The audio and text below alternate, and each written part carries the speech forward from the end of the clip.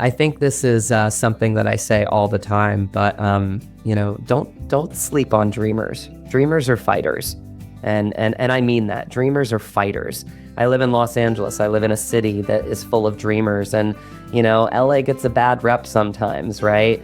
But a lot of the people that come out to LA, they're dreamers, and the thing about dreamers is they will fight tooth and nail to get their dreams realized.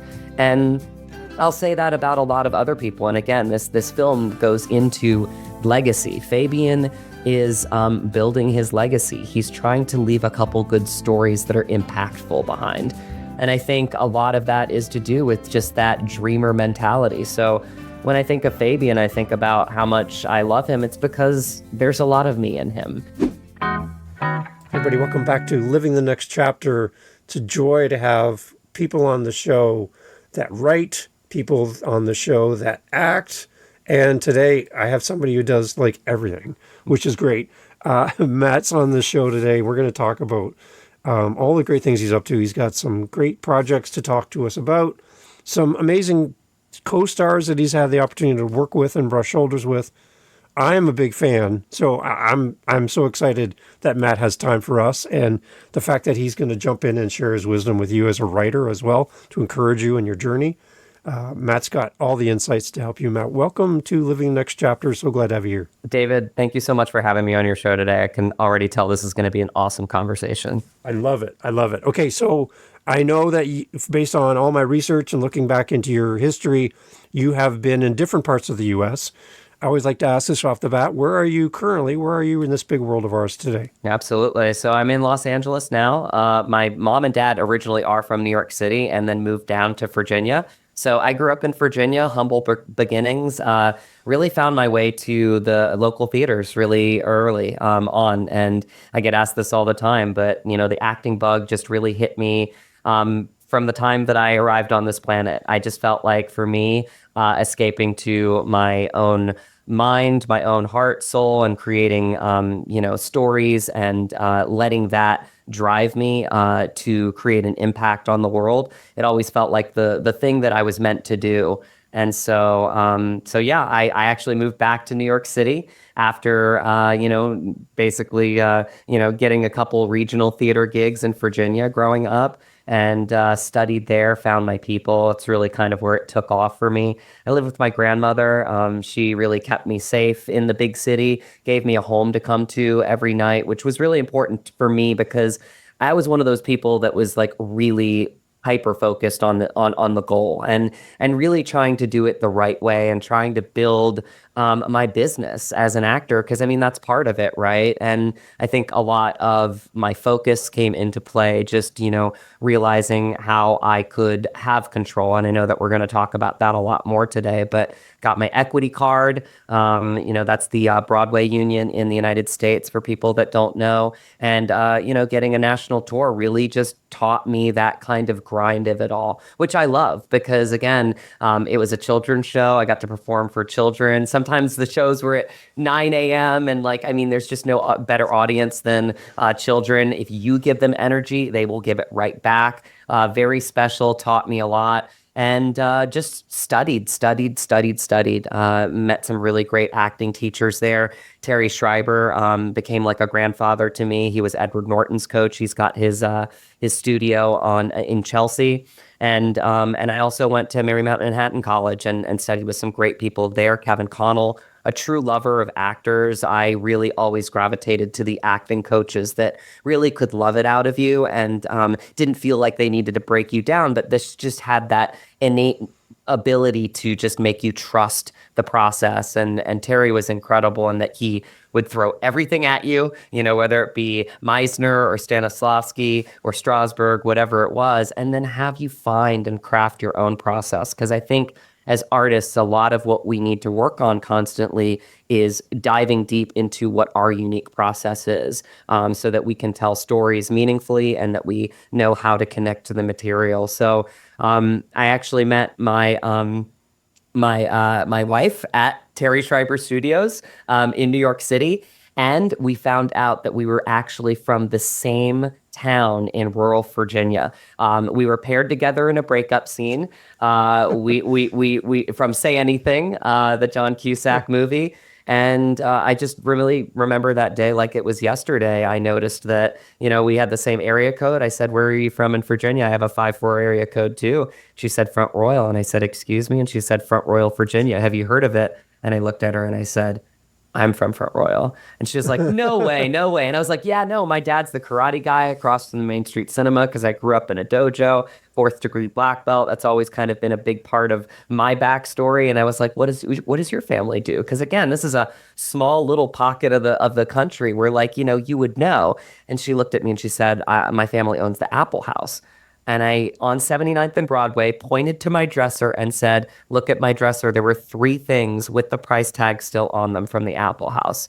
So at that moment, I literally looked at her and I said, "Well, we've already gotten the breakup out of the way. Are you ready to go out on the date?" And that's how we met. And that's kind of what fueled the next chapter, which was us moving out to LA. And Terry was also a big part of that. I mean, you talk about someone that really loves and cares about you. I was close to a couple Broadway gigs. It's hard sometimes to be so close, right? And I was final callbacks for Wicked and Spring Awakening and Jersey Boys and Avenue Q, all these great shows. And basically at that point, I got brought into the office because I was feeling a little bit down, and Terry, gave me his time, and he said, "Maybe you should try LA. I've seen you in class. You feel, it feels to me like film could be a really great medium for you. Film and TV could be a really great medium for you." And it was that January that Laura and I packed the bags and moved across the country and just gave it like a 3-month a try, right? And we just never looked back. We really do love LA. It feels like home, and it's a great place to again be around your people. And the journey continues out here now. It's amazing. All right. And I was going through your IMDb and I'm like, oh my gosh, as I'm getting tired from my fingers getting tired from scrolling with all of the things you've done in the past. It's amazing. From as an actor working with amazing talent and having the opportunity to be on set with some of these people, what kind of things do you pull out of these interactions with people on set that make you a little bit better as an actor, help you to improve? Like, I would believe you continually want to be learning and growing and developing your craft, but just being in the presence of some of these people that you admire, what kind of things do you pick up on just by watching them do their craft? I have always been a student of the game, and I just love learning from people that have been doing it longer, that not only have been successful, because success sometimes is outward facing, but people that just are on sets constantly and they know how to do it the right way. And I'll speak to 2 that were on, actually 3 that were on our set specifically. Graham McTavish, who I play opposite. I mean, he, again, you don't know these people before you show up on set. And it just it was instant, and it was an instant connection. And ironically, I've got a good story to tell you. He was picked up from the airport, and I felt like I was coming down from a cold because I just wanted to make sure that I was in tip-top shape. I was there the longest amount of time for the shoot. 6.5 weeks I was there. He was there for 2. And getting picked up from the airport, he wanted to make one stop, and it was at the local Walgreens in Polson, Montana, right? I ended up going to the Walgreens at the exact same time, and that's where we met. And it was just kismet, and it was amazing just meeting him for the first time. I just connected with him, and just uniquely connected with him. And through that process, just realized what a pro he was. And again, I think it was just the time and the space that he gave me, which is what a lot of pros do, especially when they are telling a big story with you and by you. He would, we would go to breakfast together. We would go to dinners together. We would talk through these scenes. And I feel like that's where you find a lot of what ends up making it to the screen is off screen. Same with Michelle Hurd. I mean, there was a time where, we had a 2-hour conversation looking at the sunset on the lake, and she was just, telling me about her backstory and her journey. And it really just was a gift. I mean, I looked at it even in that moment as what a gift I am receiving right now from someone that's been doing it as long as she has, that has done it the right way, that is, I mean, I don't have enough great things to say about Michelle Hurd. She's fire, she's passionate, she's a true lover of actors, but she's a pro. She's just so emotionally available like Graham is, and you just don't see that often. And then Michael Monks, again, we have one scene together. I was on set with him for one day, and what a masterclass it was just to be around him and to, again, understand that craft. So I say this, David, in like a lot of ways, but most succinctly, I feel like I've already won with this film because of the relationships that I have. Because now I have these people where if I have a question, I can text them, I can call them, we get on the calls. I might see Michelle next week at my screening. Graham reached out to me the other day and made sure I was okay with the fire that's, a few miles away from me. These are people that are my friends, and Somewhere in Montana is one of those films that is uniquely special because it is an indie where the cast and the crew were interchangeable. I mean, we were so close. Like I said, we would go on to breakfast, dinners together. We'd go on hikes together. We'd go boating together.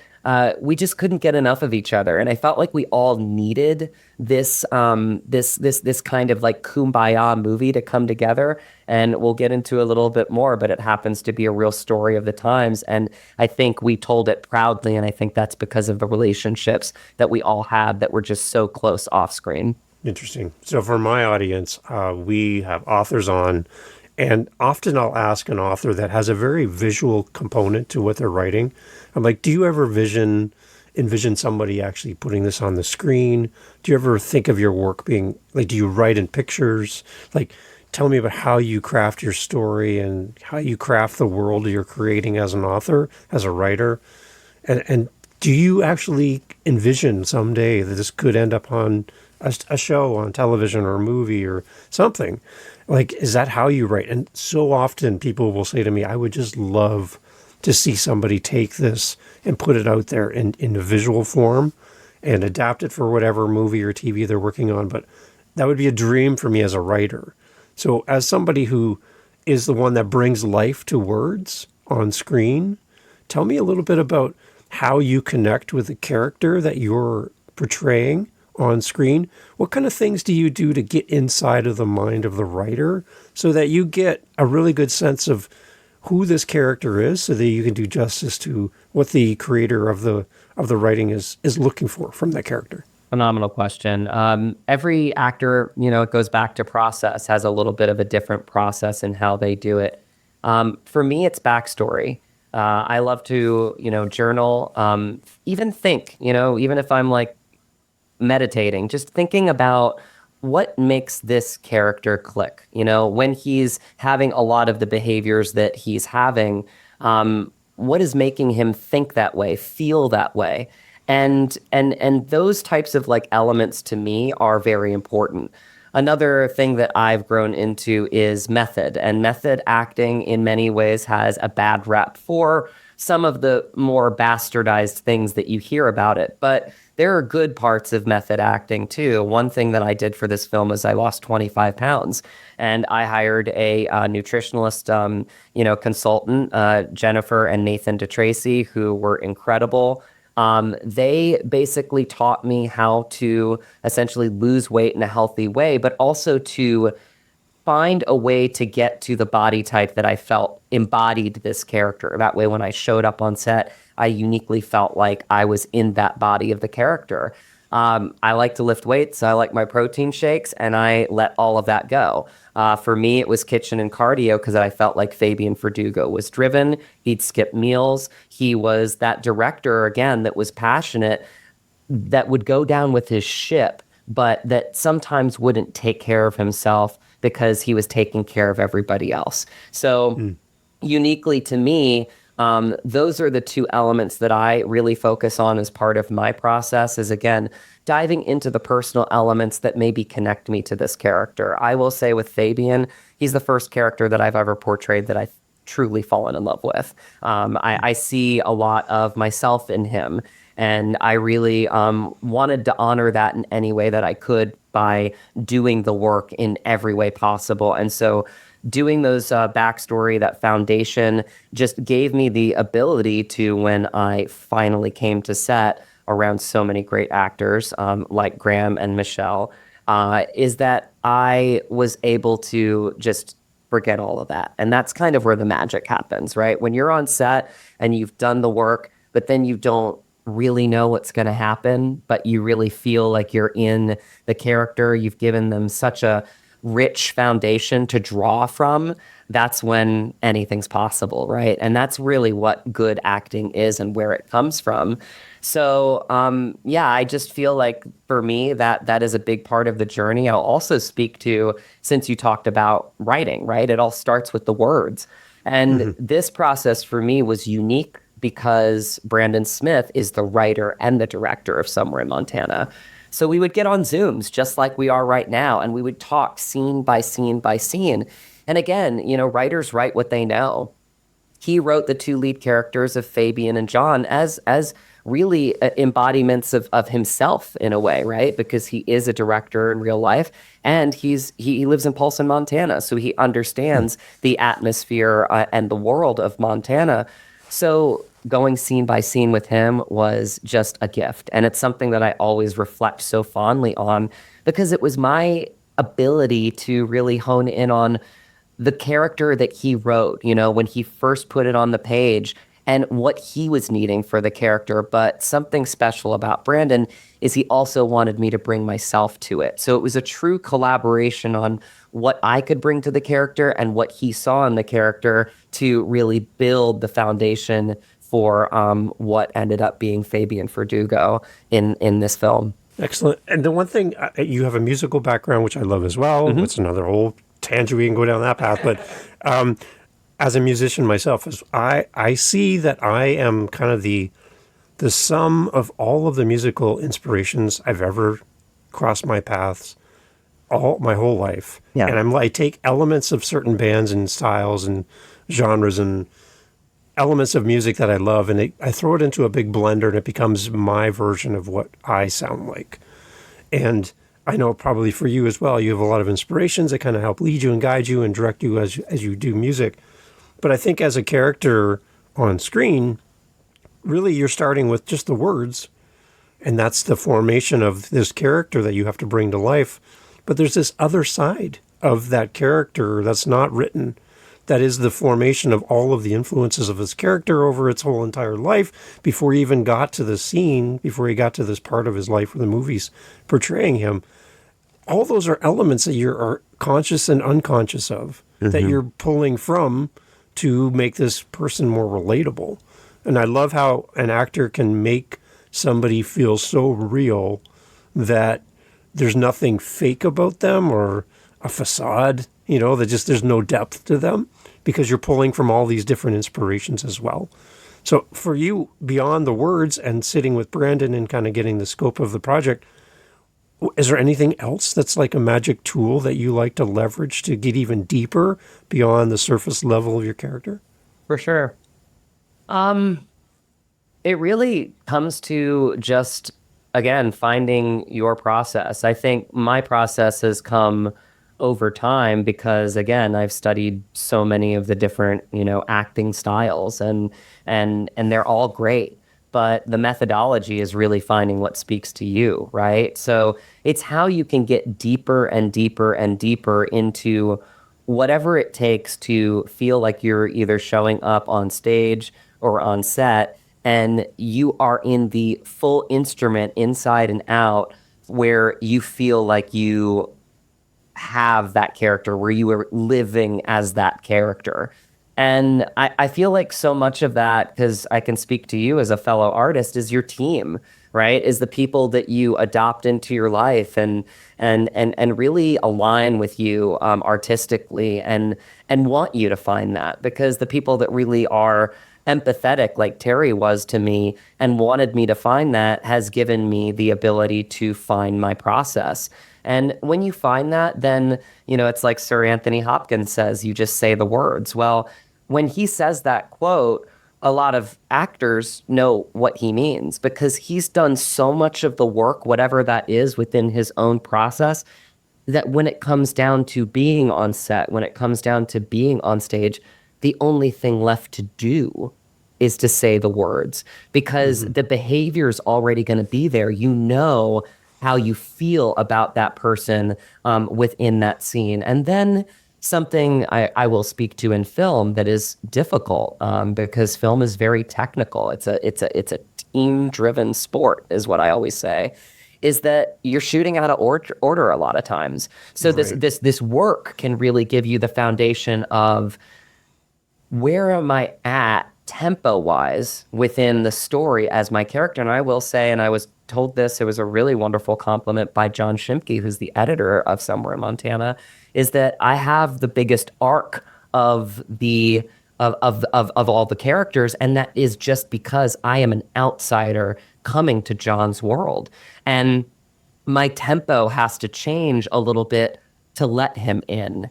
And so I think a lot of the work that I did was to be ready to quickly understand what part of the story I was telling, where my tempo was within that, because sometimes I was completely out of order.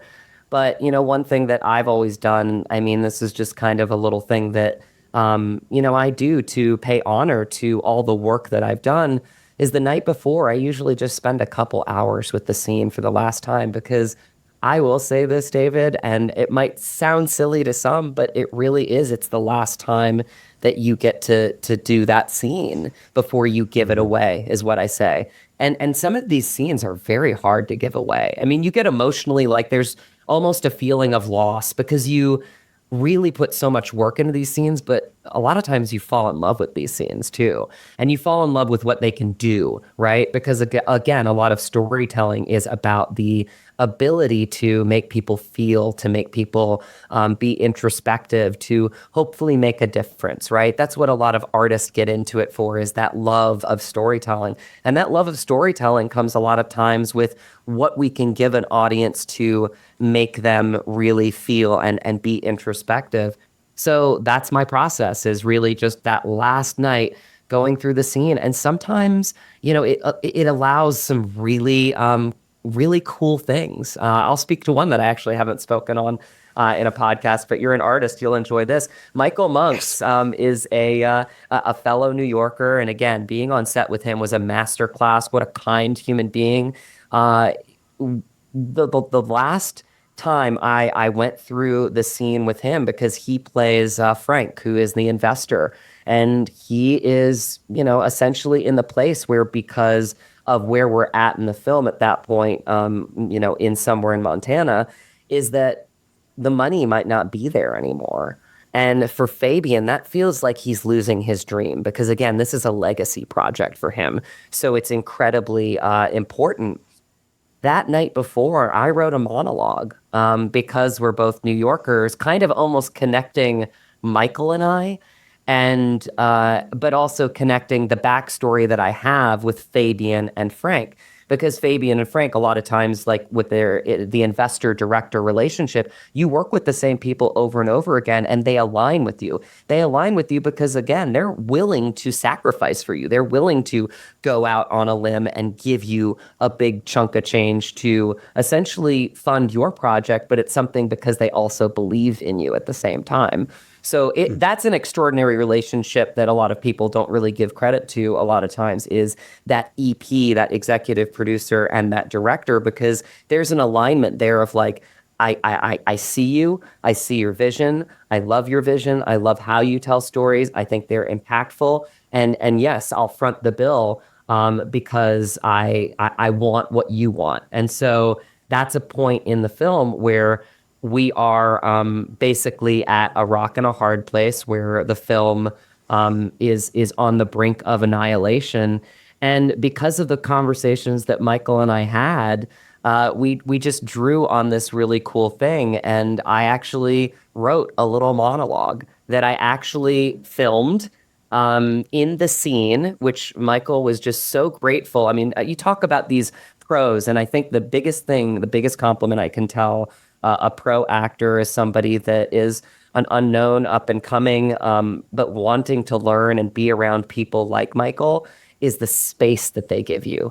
And he gave me the space to do that. And he's also an acting teacher. So he was on board and we'd have this great conversation and we then would go off and like take the time to digest it. And when we were on set, we actually filmed this monologue that I wrote just to kind of be a lead in.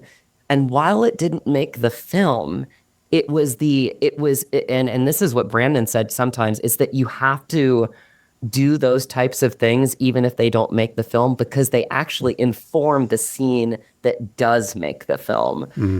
And so I think you can see in these little moments, like because of that monologue that really came flushing out of me the night before I gave away the scene for the last time. It was my last ditch effort because I my monologue to him was, a lot of it was our backstory. Like we've been through this together. Like, me, like and so when you see the actual scene, you can almost think of like that backstory that I created and that monologue that I created leading right into the conversation. And you can see that just dynamic of like, we're both in pain because we both want the same thing, but we know that it might be impossible. And so I really do. You're speaking to me as an artist, so that's a really cool one to open up as, because it really is. It's a lot of the work that you do off screen. It's so much of the relationships that you develop off screen. And then when you're around pros that give you that space, it gives artists and actors like me just the opportunity to thrive when it's go time. What do you admire about your character, Fabian? What do you admire about this person? I think this is something that I say all the time, but don't sleep on dreamers. Dreamers are fighters, and I mean that. Dreamers are fighters.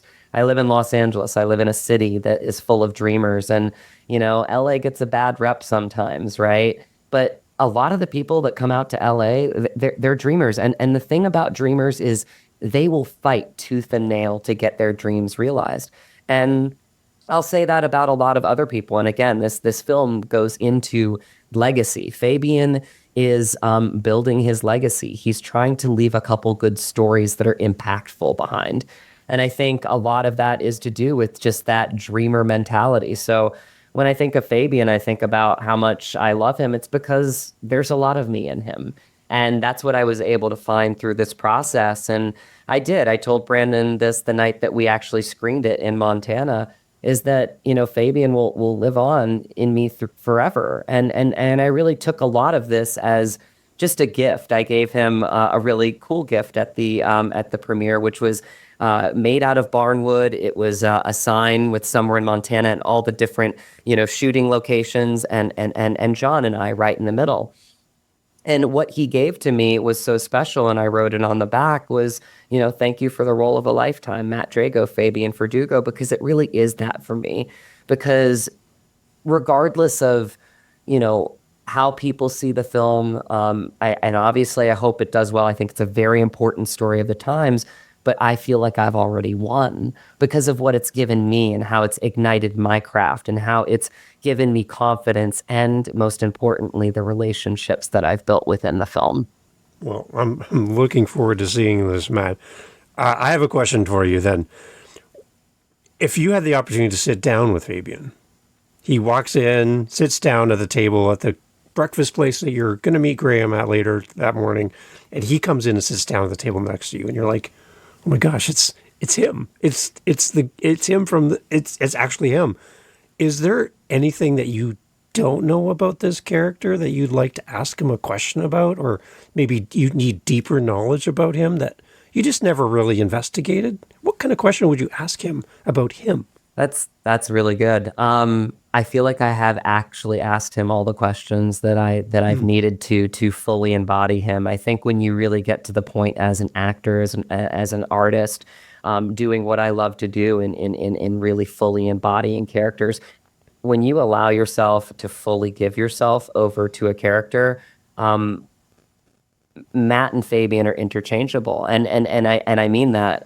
It's one of the things that my acting teacher told me even when we shot the scene. That was my audition scene that I sent off. I did the scene once. And again, we're in the times where you can shoot a scene 20, 40 times if you want to and pick, the 13th take or whatever and edit it a certain way. And David, for this one, I only shot it once. I only shot the scene once, and my acting teacher literally looked at me and he went like this. And I was like, what does that mean? And he was like, I wouldn't ask you to change a thing because you have a very clear take on what you want to do with this character.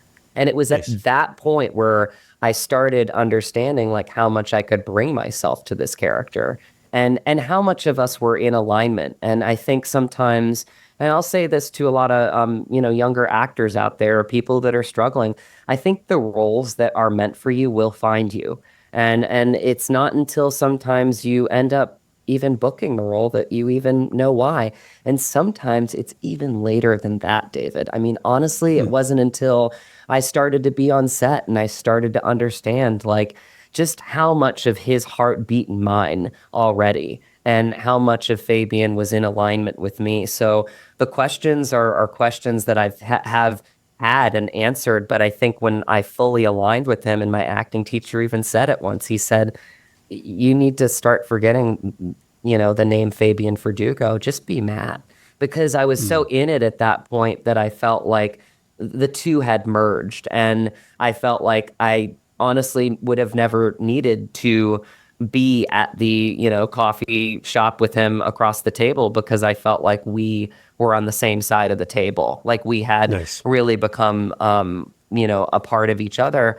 And that really does come from the work. It comes from the love of the game. And I do say this to young actors all the time.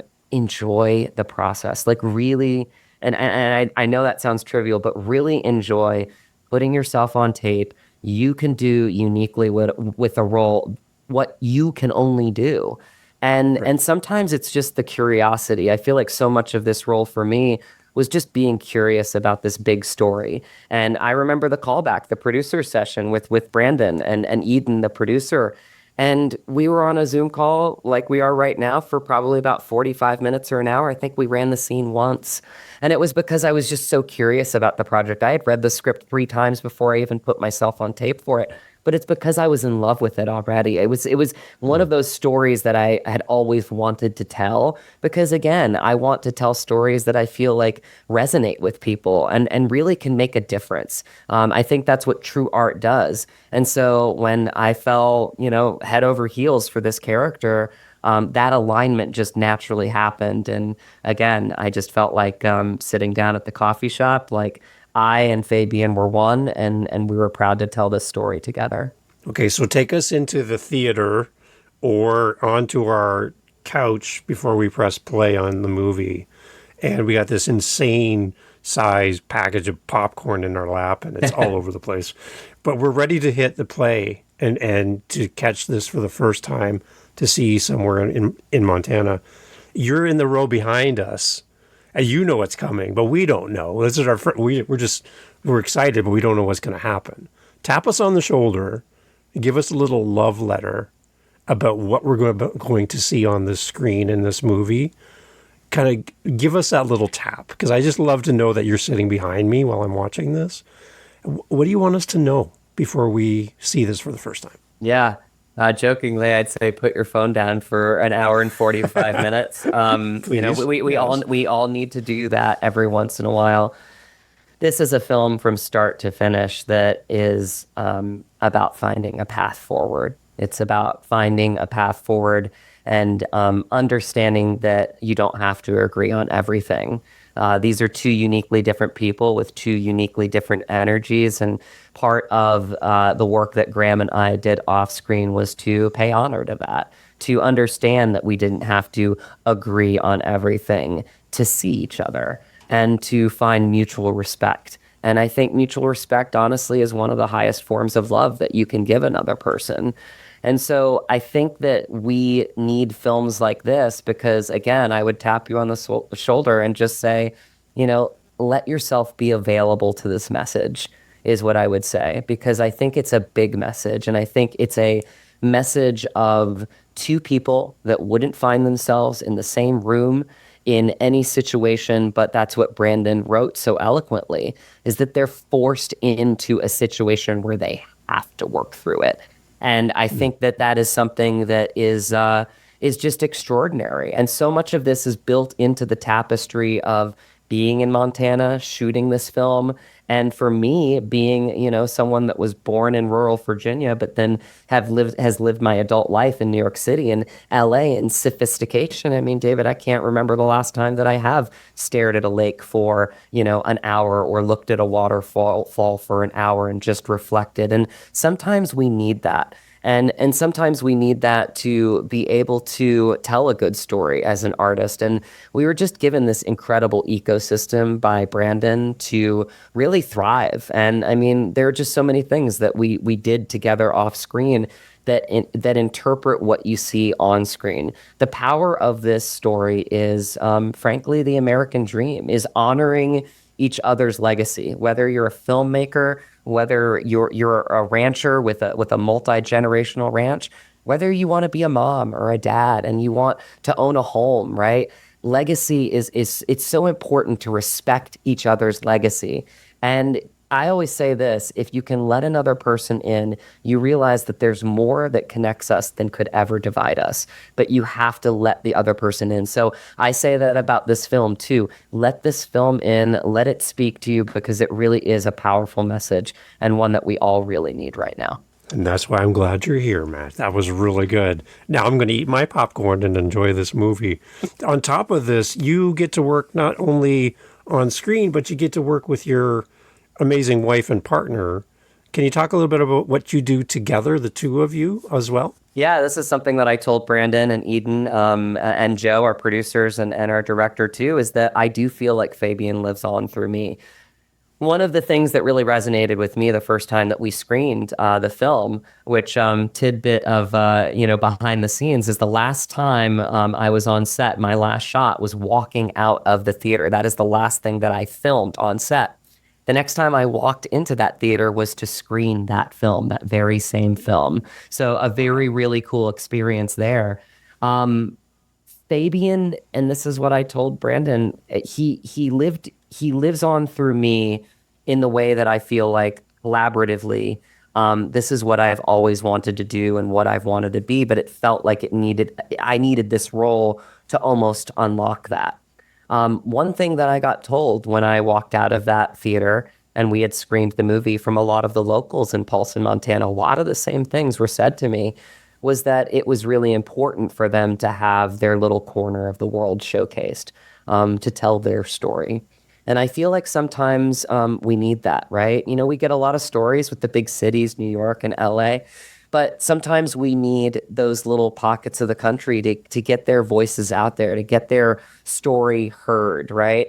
And that's what resonated with me. After I had given away the character of Fabian to this film, is how can I adopt all of the things that I learned from Fabian and bring them into my life? And then, obviously, my wife, we've had, so many ups and downs together in our career, but we realized that the best thing that we could do is to be collaborators. And there's nothing like collaborating, David, with someone that you love. Mm-hmm. I mean, honestly, you fight for it together. You want the same things together. Even if you have positive dissonance, it is positive dissonance because you want the same thing. Well, she's an incredible writer. She's been writing up a storm since 2020, which forced a lot of artists to go inward. She realized that acting really wasn't what she wanted, and she really wanted more creative control to be able to come upstairs and flesh out a script or write a log line or write character arcs. And it's really kind of informed our dynamic as a married couple, because I look at the scripts and the characters really from the actor's point of view, and she looks at them more from the writer's point of view, and it's like a happy marriage there too. So our next chapter with Dragon Hunter Productions is to bring a story back to our hometown in Front Royal, Virginia. And it's this beautiful Christmas story that Laura wrote. And it really does speak to just the things that sometimes we battled with growing up in a small Virginia town, but how nostalgic we are, because at a certain point in your life, nostalgia hits deep, and we're there right now. And so we really want to again bring back a film to this little corner of our town that has influenced us so much. She's already won a couple awards for this script in Northern Virginia, and it's just it feels like the natural progression for me, not only as an actor, but as an artist and a collaborator. And I think I learned through Somewhere in Montana just the joy that comes out of collaboration. Because again, film is a team sport.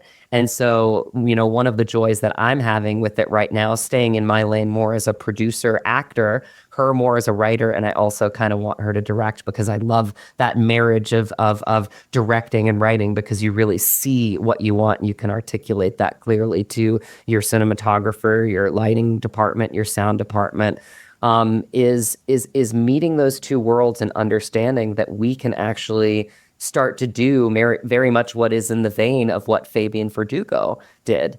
And so that is just really a kismet that this role found me in my life when I needed it most. And it's just given me this incredible gift to move forward in my future as a creative in this life. I love when life imitates art.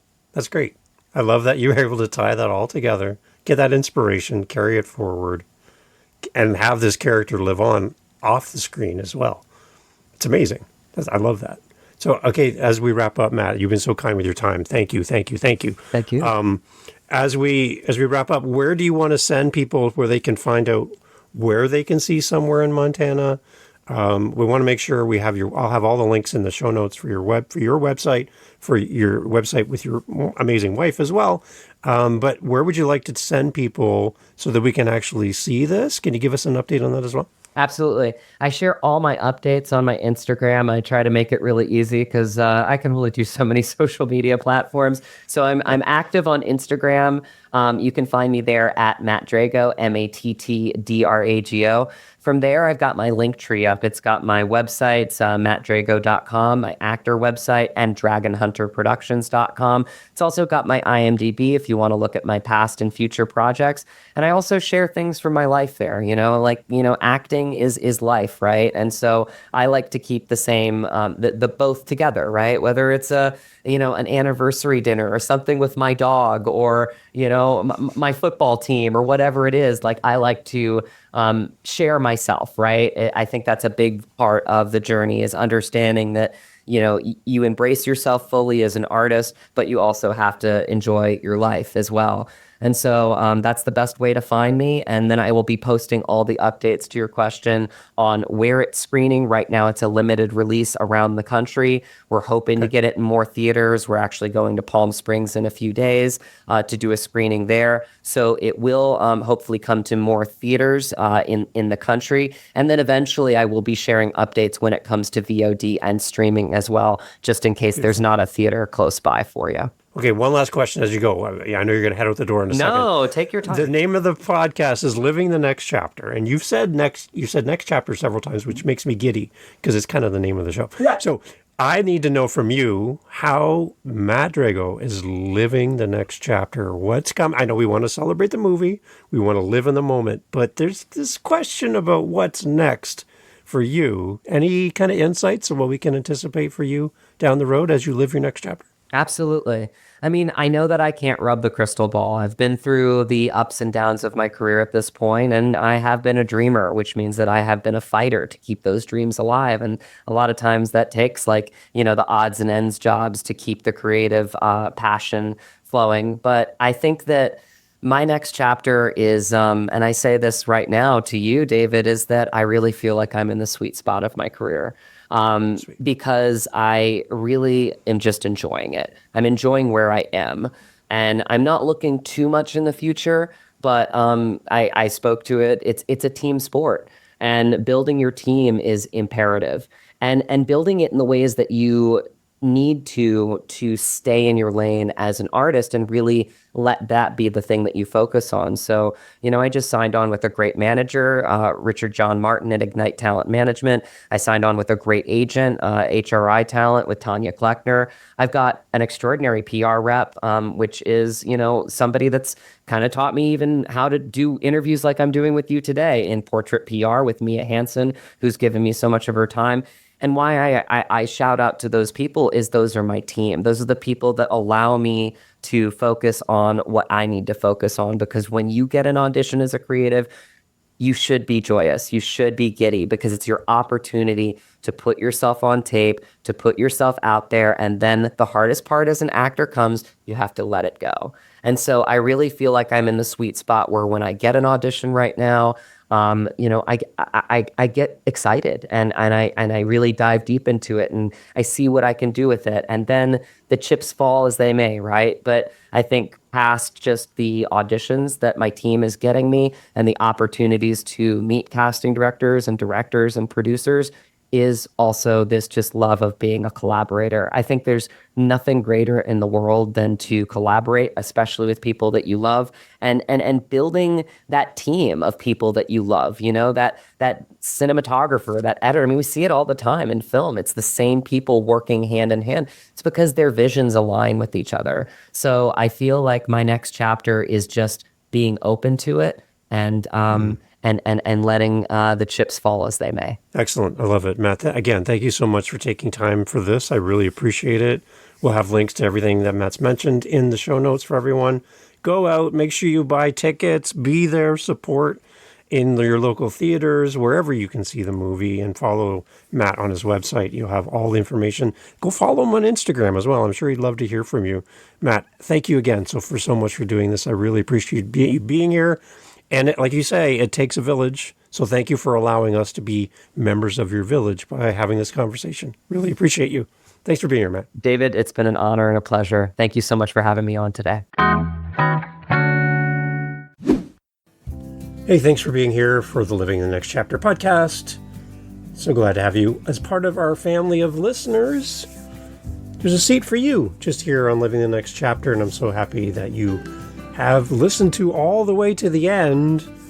Wow, you are now my new bestie. I want to let you know that I host 7 other podcasts on top of Living the Next Chapter. Yep, 8 total.